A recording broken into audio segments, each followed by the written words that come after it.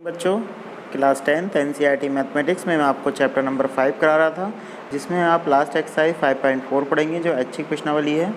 इसमें पहला प्रश्न दे रखा है कि इसी समांतर श्रेणी 121, 117, 113 का कौन सा सबसे पहला पद ऋणात्मक पद होगा। ठीक है, इस श्रेणी में पहला कौन सा ऋणात्मक पद होगा ये ज्ञात करने के लिए हमें देखना है कि इसका हम nवां पद मान के चलेंगे, जो कि आपकी 0 से छोटा होगा, क्योंकि 0 से छोटा पद ही आपका ऋणात्मक होता है। अगर आप देखें तो a का मान कितना है, a का मान यहाँ पर दे रखा है 121। अगर हम d का मान निकालें तो है आपका -4। a का मान कितना है 121 और d का मान कितना है -4। यहाँ पर जो an होगा वो 0 से छोटा होगा, तो हम यहाँ पर लेके चलेंगे कि an का मान <0 यानी निगेटिव। और an का फॉर्मूला क्या होता है, a + n - 1 × d। तो इसमें हम वैल्यू रख देंगे a का मान 121 और d का मान -4। तो यहाँ पर हम n का मान निकालें तो n का मान आ रहा है 125/4 से बड़ा। ठीक है, अब 125/4 का मतलब होता है 31.25। अब 31.25 से बड़ा तो 32 भी हो सकता है, 33 भी हो सकता है, 34 भी हो सकता है, 35 भी हो सकता है। इसका मतलब इस श्रेणी का जो ऋणात्मक पद होगा वो आपका 32 भी होगा, 33 भी होगा, 34 भी होगा, 35 भी होगा, लेकिन सबसे पहला पद कौन सा होगा, 32वां।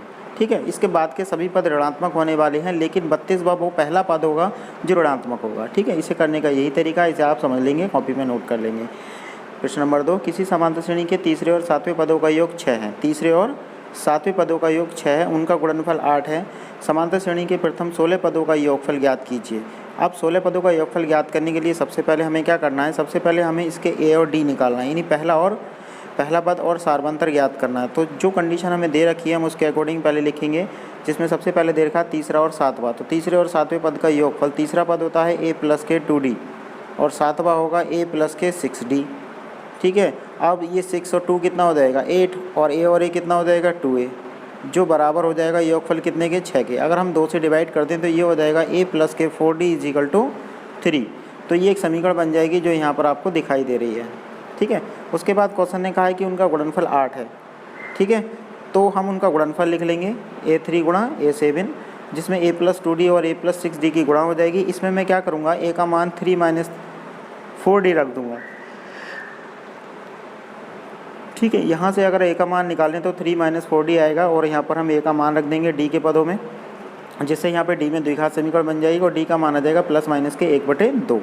d का मान क्या आ जाएगा, ± के 1/2। जैसे ही मैं d का मान उपरोक्त समीकरण में रखूँगा तो यहाँ से हमें a का मान मिल जाएगा, और a का मान आएगा 1। तो d का मान 1/2 और a का मान 1। जब ये दोनों ही वैल्यू आपको मिल गई, अब क्वेश्चन में कहा है कि प्रथम 16 पदों का योगफल ज्ञात कीजिए। तो 16 पदों का योगफल निकालने के लिए बहुत ही आसान तरीका है कि आपको सबसे पहले लिखना है n/2 यानी 16/2, फिर ब्रैकेट में 2a का मतलब 2 × a का मान, और a का मान कितना है 1, प्लस ब्रैकेट में 16 - 1 यानी 15, और गुणा d का मान 1/2। इसको हम हल कर देंगे, और यहाँ से हमारा क्या निकल आएगा, 16 पदों का योगफल निकल आएगा प्रश्न नंबर 2 में।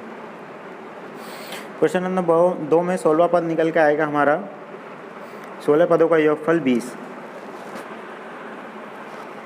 क्वेश्चन नंबर 3, एक सड़ी के क्रमाकार डंडे परस्पर 25 सेंटीमीटर की दूरी पर रखे हैं। देखिए आकृति में डंडे की लंबाई एक समान रूप से घटती जाती है तथा सबसे निचले डंडे की लंबाई 45 सेंटीमीटर है और सबसे ऊपर वाले डंडे की लंबाई 25 सेंटीमीटर है। तो इसका मतलब हम श्रेणी में क्या करेंगे, सबसे पहला पद आप 25 मान के चल सकते हैं अगर ऊपर से चलेंगे तो, और सार्वंतर कितना लेके चलेंगे, सार्वंतर होगा हमारा, वो हमें ज्ञात नहीं है अभी, हमें प्रथम और अंतिम पद ज्ञात हैं।